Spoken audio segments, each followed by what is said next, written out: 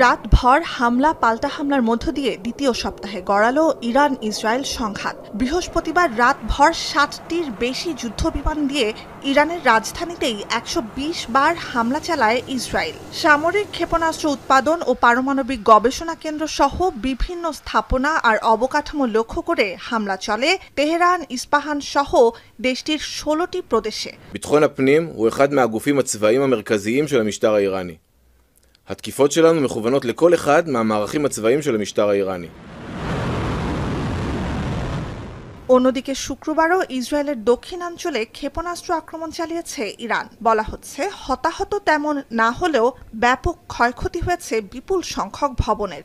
এমন পরিস্থিতিতে ইরানকে থামাতে সরাসরি হামলার কথা ভাবছে যুক্তরাষ্ট্র। তবে তার আগে কূটনৈতিক প্রচেষ্টার মাধ্যমে সংঘাত বন্ধে ২ সপ্তাহের সময় বেঁধে দিয়েছেন মার্কিন প্রেসিডেন্ট ডোনাল্ড ট্রাম্প, জানিয়েছে white house.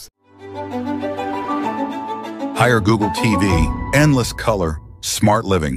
I have a message directly from the president, and I quote, "Based on the fact that there's a substantial chance of negotiations that may or may not take place with Iran in the near future, I will make my decision whether or not to go within the next 2 weeks."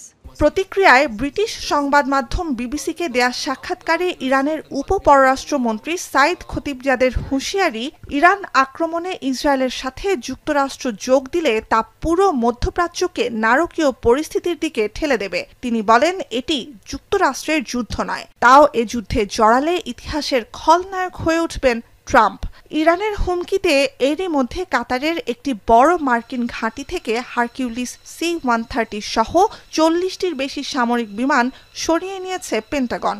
Satellite ছবিতে উঠে এসেছে আল উদাইদ ঘাঁটিতে পড়ে আছে মাত্র ৩টি বিমান, যে সংখ্যা চলতি মাসের শুরুতেও ছিল অর্ধশতাধিক।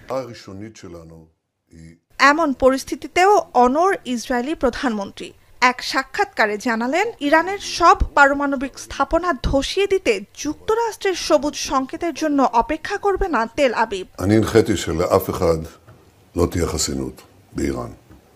מעבר לזה אני לא חושב שראוי להוסיף או נחוץ להוסיף.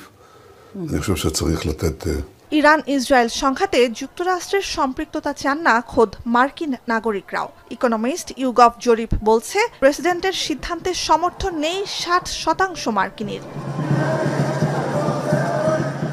এদিকে ইসরায়েলের সাথে সংঘাত তীব্র হতে থাকার মধ্যেই যুক্তরাষ্ট্রের সাথে সরাসরি আলোচনায় যুক্ত হয়েছে ইরান। নাম প্রকাশে অনিচ্ছুক কূটনীতিকদের বরাত দিয়ে বার্তা সংস্থা রয়টার্স জানায়, ইতোমধ্যে বেশ কয়েকবার মার্কিন বিশেষ দূত স্টিভ উইটকফের সাথে ফোনালাপ হয়েছে ইরানের পররাষ্ট্রমন্ত্রী আব্বাস আরাকচির। কূটনৈতিকভাবে সংঘাত বন্ধে শুক্রবারই সুইজারল্যান্ডের জেনেভায় ইরানের সাথে আলোচনায় বসতে যাচ্ছে যুক্তরাজ্য ও ইউরোপীয় ইউনিয়ন। শনিবার তুরস্কের ইস্তাম্বুলে মুসলিম দেশগুলোর জোট OICর সাথেও বৈঠক করবেন ইরানের পররাষ্ট্রমন্ত্রী। নুজহাত কামাল,